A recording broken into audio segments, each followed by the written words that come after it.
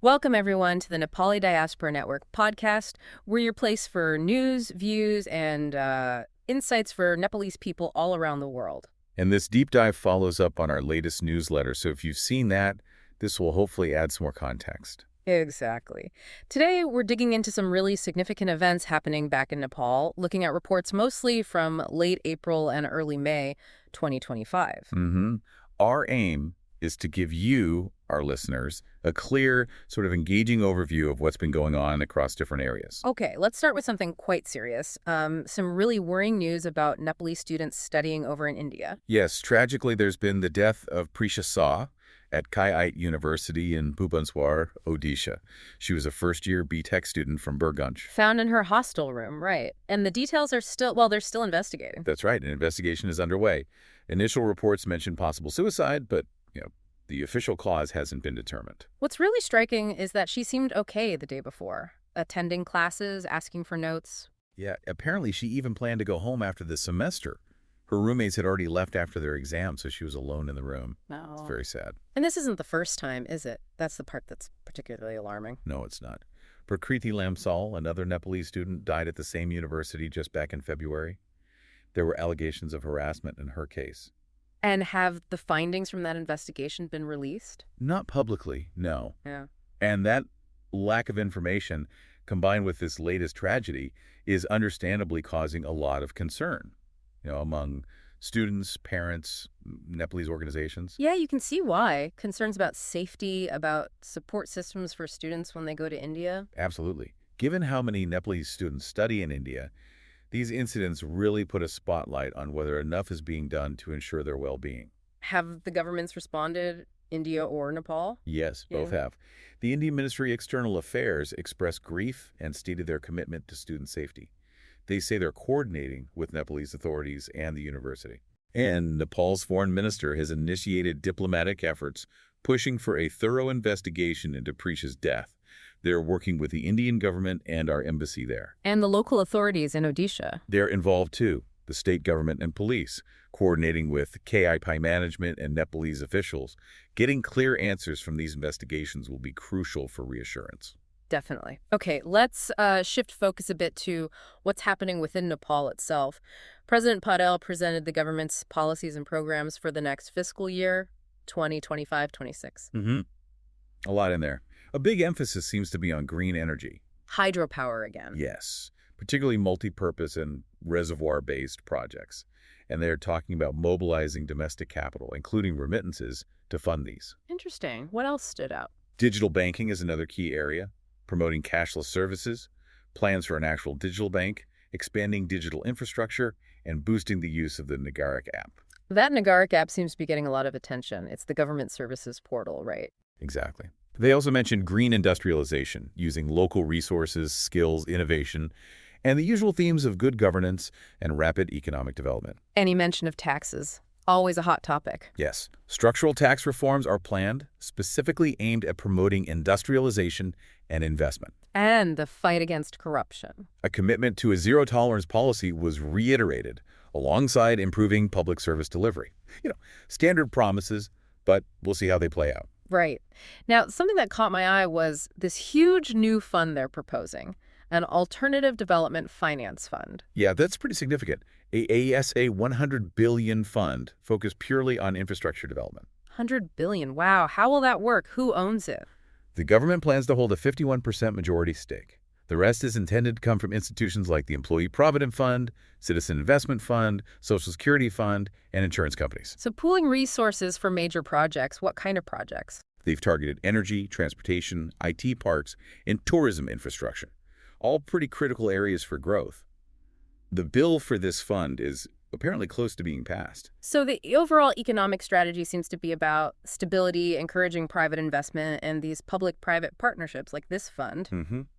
And they mentioned revitalizing the economy based on recommendations from that high-level Economic Reform Commission. Right. I remember that commission reporting. It all ties into the broader goals of the 16th Plan, the Sustainable Development Goals, aiming for employment-focused growth and structural change. And that big target, graduating from least developed country status. Still aiming for 2026. It's ambitious, but it's the stated goal driving many of these policies. Okay, let's switch gears again and look at the labor situation. The labor audit report for 2024 came out recently. What did that show? Some interesting and maybe slightly concerning trends. There's been a noticeable drop in regular open-ended contract jobs. Replaced by what? More contract labor, more outsourcing, and a rise in the gig economy.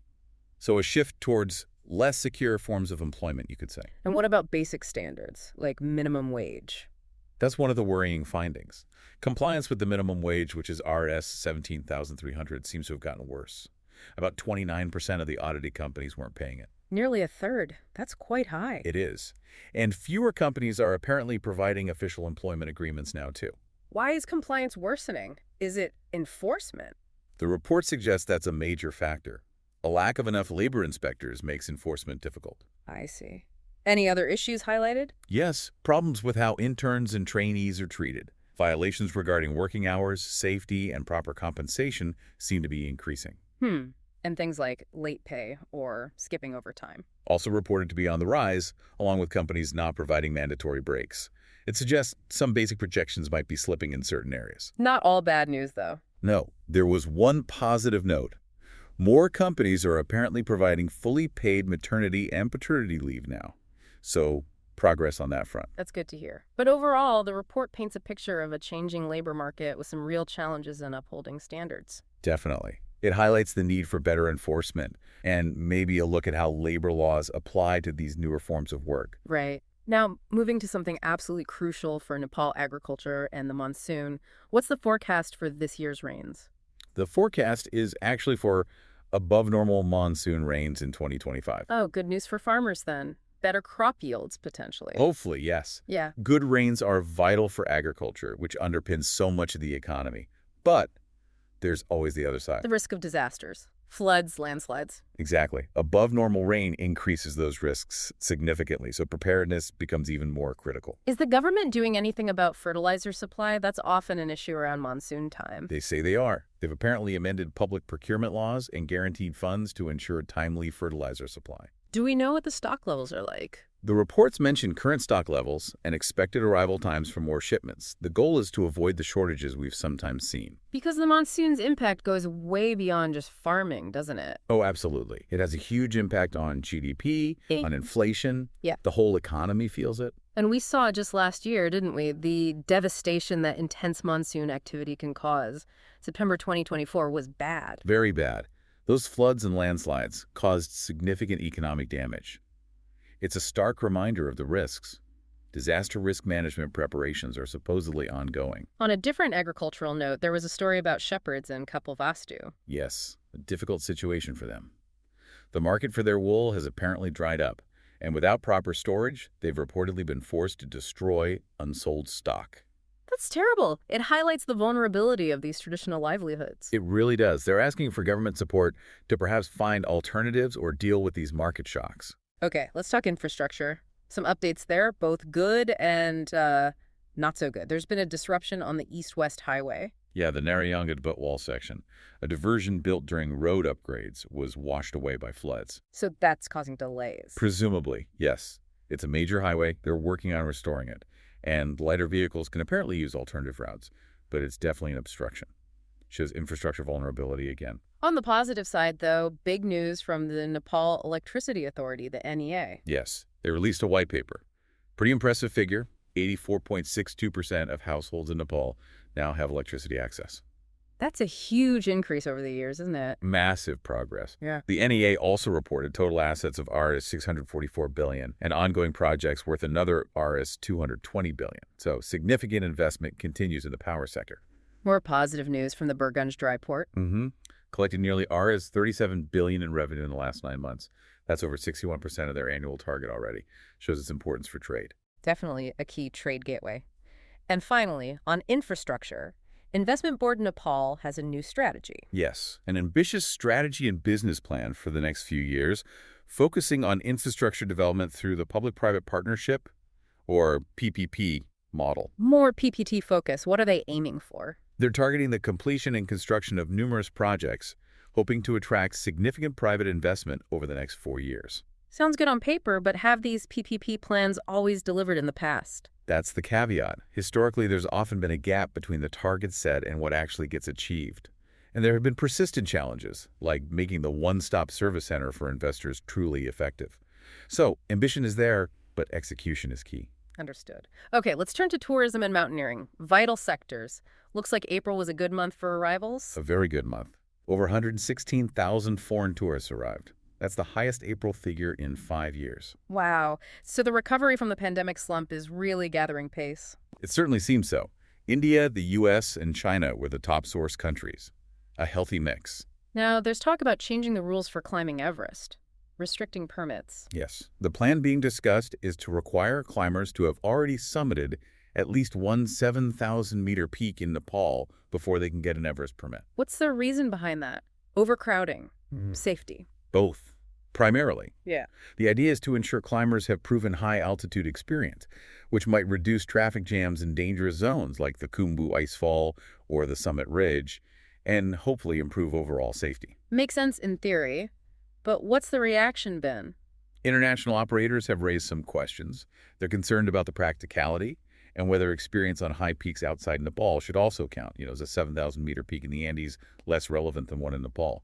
So the specifics are still being debated. Okay. And elsewhere in the mountains, the yarsagumba season has started. Yes, the harvesting season for yarsagumba, that caterpillar fungus, kicked off in northern Gorkha. It's a hugely important source of income for people in those high-altitude communities. But there are worries about its sustainability, right? Increasingly so, yes. Reports suggest declining availability, likely due to overharvesting and possibly environmental changes. It's a concern for the long-term viability of that income source. Right. Okay, let's look at some social and cultural updates. There was a rather sad story about that model village built for earthquake survivors in Laprak. Yeah, it's quite disheartening. The village was built, but reports say most residents prefer to stay in their original damaged homes or ever return there. Why is that? The main reasons cited are lack of farming land near the new village and a lack of other essential facilities or livelihood opportunities. It really shows how tied people are to their ancestral land and way of life, even after a disaster. It's not just about four walls and a roof. A difficult lesson in post-disaster resettlement. On a much brighter note, congratulations are in order for Risha Bishal. Absolutely. Yeah. Winning the 2025 Whitley Award, often called the Green Oscar, is a fantastic achievement. What was her work focused on? Combating the illegal trade in orchids and yews. These are vital medicinal plants in Nepal, facing extinction because of high international demand. Her work involves community-based conservation and influencing policy. Really important stuff. Great news indeed. And the esports scene in Nepal seems to be growing. It does. The 5th Nepal Esports Championship just started. It also serves as the qualifier for the World Esports Championship. Shows how much it's taking off. And finally, in sports, a new coach for the men's national cricket team. Yes, Stuart Law, an experienced Australian coach, has taken over. What's his main goal? He's apparently targeting qualification for the 2026 T20 World Cup. Given his experience, especially in South Asia, there will be high hopes. Okay, let's quickly cover some political and governance points before we wrap up. Parliament seems quite active. Yes, there have been ongoing discussions and even protests, particularly around teachers' demands and the delay in passing the new School Education Act. But the grade 12 exams are going ahead. Yes, confirmation on that. But the opposition has been quite vocal in the House, protesting not just about teachers, but also calling for debates on things like alleged airport irregularities and increased wild animal attacks impacting communities. And some high-profile investigations underway. The Central Investigation Bureau, the CIB, launched a probe into 25 firms linked to businessman Durga Prasad over alleged misuse of loans worth over RC 7.25 billion. He was subsequently arrested. Okay. And another major financial crime case. Yes. 21 people were arrested in connection with a huge illegal financial scheme we're talking over.